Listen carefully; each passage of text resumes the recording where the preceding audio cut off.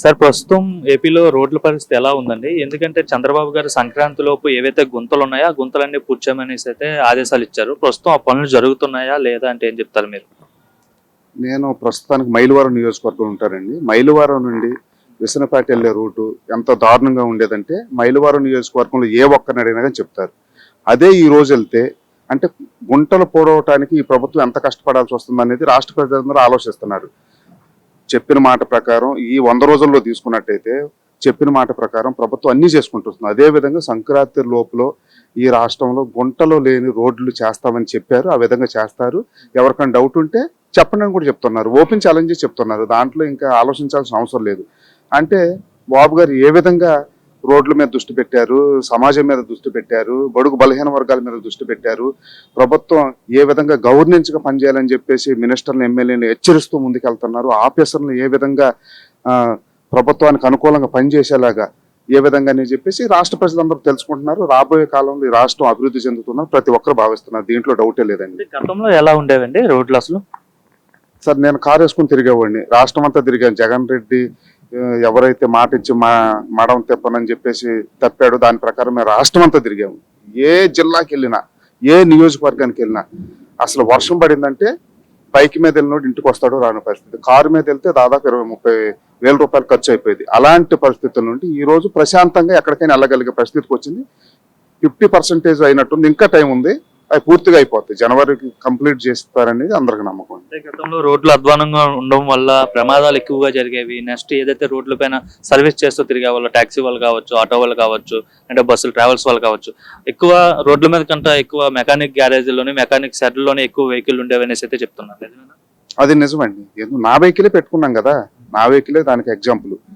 ఆ విధంగా రోడ్లు లేకపోవటం వలన అనేక రకంగా ఇక్కడి నుంచి గుడివాడ వెళ్ళాలంటే అసలుకి మనిషి ఉంటాడో లేనో పరిస్థితి. మరి గుడివాడ ఇప్పుడు నాని ఎన్ని మాటలు మాట్లాడారో, ఏ విధంగా మాట్లాడారో నియోజకవర్గ ప్రజలు చూశారు.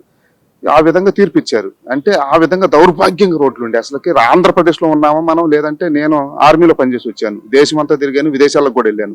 ఎక్కడ ఇలాంటి పరిస్థితి చూడలేదు. గత 5 సంవత్సరాల్లో రోడ్ల పరిస్థితి ఎంత దయనీయంగా ఉందంటే దేశంలో ఎక్కడ కూడా అలాంటి పరిస్థితి చూడలేదు. యూపీ అలాంటి చోట కూడా బాగానే ఉంది. కొండల్లో వెళ్ళే ఉత్తరాఖండ్ కానివ్వండి, కాశ్మీర్లో కానీ అక్కడ కూడా బాగానే ఉంది. ఇక్కడ అలాంటి దౌర్భాగ్యమైన పరిస్థితులు ఉన్నాయి. రాబోయే కాలంలో మంచి జరిగిద్ది. చంద్రబాబు గారు చేస్తారని మాకు గట్టి నమ్మకం ఉందండి. ఎందుకు సార్ అసలు గత గవర్నమెంట్ అంటే మౌలిక సదుపాయాలు చూడాలంటే రోడ్ల దృష్టి ఎందుకు పట్టించుకోలేదంటే ఏం చెప్తారు? ఏదైతే మ్యాండేట్ ఇచ్చారు ప్రజలు, దాన్ని చూసి ఎర్రవీకారు. మాకేంటి, మేము ఏమైనా చేయొచ్చు, మేము రాజ్యాంగానికి అతీతులము, మేము ఏదైనా చేసుకోవచ్చు, ఇది రాజ్యాంగం, బాబాసాహెబ్ రాసిన రాజ్యాంగం కాదు, నా సొంత రాజ్యాంగమే నడుపుకోవచ్చు అని భ్రమలోకి వెళ్ళిపోయి జగన్మోహన్ రెడ్డి గారు అసభ్యకరంగా మాట్లాడించడము, ఎమ్మెల్యేలకు అసలు బాధ్యత లేకుండా ప్రవర్తించడము, ఆ పార్టీలో ఉన్న నాయకుల్ని పట్టించుకునే పరిస్థితి లేదు ఎమ్మెల్యేలు కూడా. అంటే ఒక నియంతలాగా ఆ విధంగా పరిపాలన చేశాడు. అసలు ఎవరంటే లెక్కలేదు. కేవలం డబ్బుల్ని ఏ విధంగా దోసుకోవాలి, మద్యం ద్వారా ఏ విధంగా దోసుకోవాలి, మైనింగ్ ద్వారా ఏ విధంగా దోసుకోవాలి, బియ్యం ద్వారా ఏ విధంగా దోసుకోవాలి, ఇసుక ద్వారా ఏ విధంగా దోసుకోవాలి, వీటిల్నే దృష్టిలో పెట్టుకొని కేవలం అదే. అంతకుముందు గవర్నమెంట్లు ఏదన్నా ఉంటే కాంట్రాక్ట్ పని చేస్తే 2%, 5% వచ్చిందని అందరూ చెప్తారు. పని చేసిన తర్వాత 6 నెలలకు, సంవత్సరానికి వచ్చాయి. జగన్మోహన్ రెడ్డి గారు ఏమో అదేం లేదు. ఏ రోజు కలెక్షన్ ఆ రోజే. గన్నవరం నియోజకవర్గం చూసింటే వంశీ గారు చేసిన విచ్చలవేడి మైనింగ్ ఏదో ఉందో మైలవరం నియోజకవర్గంలో కానివ్వండి, నూజివేడి నియోజకవర్గంలో కానీ ఆ రోజు 100 లారీలు వెళ్ళంటే ఆ రోజుకి ఆ రోజు వసూలు చేసుకోవటం. ఏ రోజుకి ఆ రోజు 10 లక్షలు 15 లక్షలు వసూలు చేసుకున్న పరిస్థితి. లేదంటే రీసెంట్ గా చూస్తే కొడాలి నాని అంశంలో కూడా ఏదో టిట్కోయిల్కి సంబంధించి అక్కడ మట్టి గ్రావెల్ తోలే అంశంలో కూడా 40 కోట్ల అవకతవకలు జరిగాయని చెప్పేసి కూడా వార్త వస్తుంది, ప్రచారం జరుగుతుంది. నిజమంటారా? నిజమేనండి. కొడాలి నాని కానివ్వండి, వంశీ కానివ్వండి. వంశీ మీద నేను హైకోర్టులో పిల్లు కూడా వేసాను. అక్రమ మైనింగ్ చేస్తున్నాను. వాళ్ళ మనుషులు రంగాని అతను ఇప్పుడు అరెస్ట్ అయ్యి లోన్ ఉన్నాడు. వాళ్ళందరూ కూడా బెదిరించి వినకపోతే పెద్ద పెద్ద కంపెనీలు, మెగా కంపెనీ లాంటివి కూడా కమిషన్ ఇస్తేనే అసలు నియోజకవర్గంలో కాలు పెట్టాలంటే మట్టి విషయంలో, ఇసుక విషయంలో డబ్బులు ఇవ్వకుండా ఎప్పుడు ఏం చేసి పర్లేదు. అవన్నీ చేశారు. కాబట్టి ఇట్లన్నీ నిరూపించడం కష్టమైన పరిస్థితి. ఎందుకంటే దీన్ని తీవ్రమైన ఎంక్వైరీ చేయాలి, ఎవిడెన్స్ పట్టుకోవాలి. కానీ అవినీతి మాత్రం 100% జరిగింది. నియోజకవర్గాల్లో రాష్ట్రంలో ఉన్న ప్రజలంతా నమ్ముతున్నారు. సార్ రీసెంట్ గా రామ్ గోవింద్ వర్మ నిన్న రాత్రి ఒక వీడియో అయితే రిలీజ్ చేశారు సార్, సెల్ఫీ వీడియో. నేను ఎవరికి భయపడి పారిపోలేదు, ఎవరికి భయపడి దాక్కోవాల్సిన అవసరం కూడా నాకు లేదు, ప్రస్తుతం నేను షూటింగ్ లో బిజీగా ఉన్నాను, అయినా సరే ఇది కక్షపూరితంగా చేస్తున్నారు, నేను ఎప్పుడో ఏడాది క్రితం ఒక ట్వీట్ చేస్తే దానికి సంబంధించి అప్పుడు కేసు నమోదు చేయాలి కానీ ఏడాది తర్వాత చేయడం ఏంటి, పైగా నేను ఎవరినైతే మెన్షన్ చేసి అన్నానో ఆ ట్వీట్లో వాళ్ళ మనోభావాలు దెబ్బతినాలి తప్ప రాష్ట్రంలో ఉండే థర్డ్ పర్సన్ మనోభావాలు దెబ్బతిని వేరే వాళ్ళు నా పైన కేసు పెట్టడం అయితే, పెడితే నేను ఎవరినన్నానో వాళ్ళు పెట్టాలి కానీ అని చెప్పేసి అయితే ఆయన అంటున్నాడు. ఎట్లా చూస్తారు ఈ అంశాన్ని? ఆర్జీవి గారు చాలా గొప్పగా చెప్పుకుంటాడు, నాకు అన్నీ తెలుసు, నేనేం చేయాలో నాకు తెలుసు, ఒకటి చెప్పాల్సిన పరిస్థితి లేదని. చంద్రబాబు గారిని అరెస్ట్ చేసినప్పుడు ఆ మాట మాట్లాడినట్టే నిజంగానే 3 సంవత్సరాల క్రితం ఎప్పుడో కేసు పెట్టారు, ఇప్పుడు అరెస్ట్ చేయటం ఏంటి అని చెప్పేసి ఆ రోజు అడిగినట్టయితే బాగుండేది. కానీ భారత రాజ్యాంగం అందరికీ మాట్లాడే స్వేచ్ఛనిచ్చింది, భావ ప్రకటన స్వేచ్ఛనిచ్చింది. అది ఏది? హద్దులు మీరు ఉండకూడదు, ఒక లెవెల్ వరకే ఉండాలి. అంటే కుటుంబాల మీద, వ్యక్తుల మీద, ఆడవాళ్ళ మీద, సమాజంలో గౌరవంగా బతుకుతున్న వాళ్ళ మీద, కులాల మధ్య, మతాల మధ్య చిచ్చు పెట్టే విధంగా, దేశ భద్రతకి విరోధం కలిగించేలాగా మాట్లాడిన విషయం అందరికీ తెలిసింది. ఆయన డైరెక్ట్ కూర్చుంటే మతాల మీద ఏ విధంగా మాట్లాడాడు, కులాల మీద రాజకీయ పార్టీల మీద ఏ విధంగా మాట్లాడాడు అంటే ఏనంగా దేశించేలాగా, హింసించేలాగా, వాళ్ళని అవమానపరిచేలాగా మాట్లాడు. ఇది రాజ్యాంగం ఒప్పుకోదు, ఏది ఒప్పుకోదు. ఒక లెవెల్ వరకు తప్పు చేస్తే తప్పు అని చెప్పండి. మేము జగన్మోహన్ రెడ్డి తప్పు చేసినప్పుడు రోడ్డు మీదకి వచ్చి మాట్లాడేవి, జగన్మోహన్ రెడ్డి గారు మీరు ఈ తప్పు చేస్తున్నారు, దృష్టిలో పెట్టుకోండి, లేదంటే ఏ ప్రజలైతే మీకు అధికారం ఇచ్చారో వాళ్ళే మిమ్మల్ని చిత్తుగా ఓడిస్తారని మేము ఆ రోజు చెప్పడం జరిగింది. ప్రశ్నించడం తప్పు లేదు, నిలదీయటం తప్పు లేదు, సమస్యలను ప్రభుత్వం దృష్టికి తీసుకురావడం తప్పు లేదు. ఆ ప్రభుత్వం కూడా ఇప్పుడు అదే కోరుకుంటుంది. నారా లోకేష్ గారు కూడా అదే చెప్తున్నారు, ఎక్కడ సమస్య ఉంటే రండి అని. ఆ విధంగా మాట్లాడాలి. కానీ అసలుకి నువ్వు ఏం మాట్లాడుతున్నావు, పక్కెంటోళ్ళు ఏం ఆలోచిస్తారు, సమాజం ఏం ఆలోచిస్తుంది అనేది కూడా కనీస ఇంగిత జ్ఞానం లేకోకుండా మరి సమాజంలో ఒక స్థాయిలో ఉన్న వ్యక్తి ఈ విధంగా మాట్లాడతాను మేము తీవ్రంగా ఖండిస్తున్నాము. ఆయన పారిపోలేదని చెప్తున్నాడు, ఇంటి దగ్గర కూర్చొని తొళ్ళ కొడతా ఉంటాడు కదా, ఉండనని చెప్పు, పలానా చోట షూటింగ్లో ఉండని చెప్పు, భయం ఎందుకు? నిజంగా నువ్వు తప్పు చేయలేదు, నీకు నిజంగా ధైర్యం ఉంది, నువ్వు మాట మీద నిలబడేవాడు అయితే నేను ఇదిగో చెన్నైలో షూటింగ్లో ఉన్నాను, రండి నోటీస్ ఇచ్చి వెళ్ళండి, ఏంటి నేను సమాధానం చెప్తాను చెప్పు, చెప్పొచ్చు కదా, ఎందుకు చెప్పట్లేదు అంటే చెప్పేది ఒకటి, జగన్మోహన్ రెడ్డి గారి లాగా చేసేది ఒకటి. వీళ్ళందరూ భయపడిపోయారు. ఎందుకు భయపడ్డారంటే వీళ్ళు తప్పు చేశారు కాబట్టి భయపడుతున్నారు, తప్పు చేయకపోతే ఎవడో భయపడు. ఇది ఈ రాష్ట్ర ప్రజలందరూ అర్థం చేసుకోవాలి. అంటే మరోపక్క రీసెంట్గా జగన్మోహన్ రెడ్డి కూడా ఆర్జీవీ కోసం మాట్లాడారు. ఒక సినిమా తీస్తే అరెస్ట్ చేసేస్తారా, తప్పేం చేశాడు ఆర్జీవీ అని చెప్పేసి అయితే, మొత్తం కక్ష సాధింపు చర్యలకు పాల్పడుతుంది కూటమి ప్రభుత్వం అని చెప్పేసి అయితే జగన్మోహన్ రెడ్డి అంటారు. సినిమా తీయటంలో తప్పలేదండి. సినిమా ప్రమోషన్ల మీద గవర్నమెంటే మీటింగులు పెట్టించి గవర్నమెంట్ వ్యక్తులు దాంట్లో కూర్చొని ఏ విధంగా మాట్లాడారు అనేది విజయవాడలో చేశారు కదా, చూడాలి.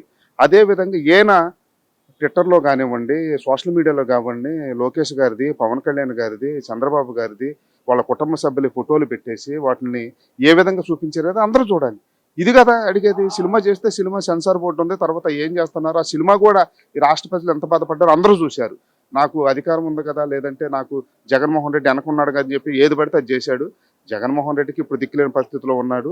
దీన్ని ప్రజలంతా అర్థం చేసుకోవాలి. రాబోయే కాలంలో జగన్మోహన్ రెడ్డి గారు ఎలాంటి రెచ్చగొడతారు, కులాల మధ్య, మతాల మధ్య, రాష్ట్రం అభివృద్ధి చెందకోకుండా అనేక రకాలు సృష్టించడానికి ఆయన సిద్ధంగా ఉన్నాడు. ఆ విధంగా ప్లేడ్ బ్యాచ్ ఉన్నాడు ఆయన కోసం. దీన్ని దృష్టిలో పెట్టుకొని ప్రభుత్వం ఇప్పటి నుంచే కఠినమైన చర్యలు తీసుకోవాలి. అలాంటి వ్యక్తుల మీద రాష్ట్రంలో ప్రశాంతమైన వాతావరణం ఉండాలి, అభివృద్ధి చెందాలని రాష్ట్ర ప్రజలందరూ కోరుకుంటున్నారు. మేము కూడా అదే కోరుకుంటున్నాం. సార్, గవర్నమెంట్ వచ్చే 6 నెలలు అవుతుందండి. ఎలా ఉందండి 6 నెలల్లో చంద్రబాబు గారి పరిపాలన? చంద్రబాబు గారి పరిపాలన నేను చెప్పడం కాదు, ప్రజలే చెప్తున్నారు చాలా బాగుందని. రాగానే పెన్షన్స్ ఇచ్చాడు, అది 3 నెలల క్రితం ముందు చెప్పింది కూడా 7,000 రూపాయలు ఇచ్చారు. తర్వాత మన సిలిండర్స్ ఇవ్వడం జరిగింది.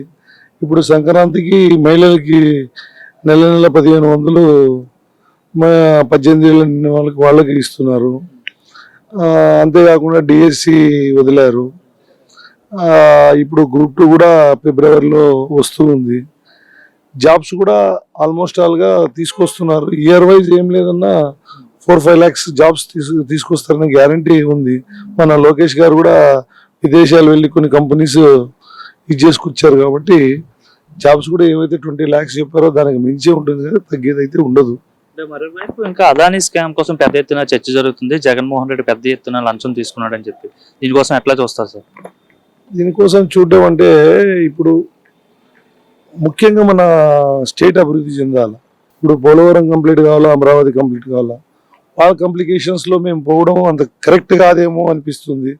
ఎందుకంటే అది కరెంటు కొన్నాడు, పవర్ కొన్నప్పటికీ ఏమైంది, అది ఇప్పుడున్న మన సీఎం గారు చంద్రబాబు నాయుడు అయితే యాక్సెప్ట్ చేయడు దాన్ని. వాళ్ళు దొంగలు ఎక్కడ దొరుకుతారంటే ఏదో చోటు దొరుకుతారని అమెరికాలో దొరికారు. దాన్ని మేము స్పందించలేదు అని అనుకోదండి, స్పందిస్తాం. కానీ కేంద్రంలో ఇంకా ఎవరి హ్యాండ్ ఉందనేది తెలీదు. అది తెలియకుండా అభియోగాలు వేయడం కరెక్ట్ కాదు. దానికోసం వెయిట్ చేస్తున్నారు తప్ప ఏదైనా ఖండించేదానికి దీనికి సత్సిద్ధంగా ఉన్నారు.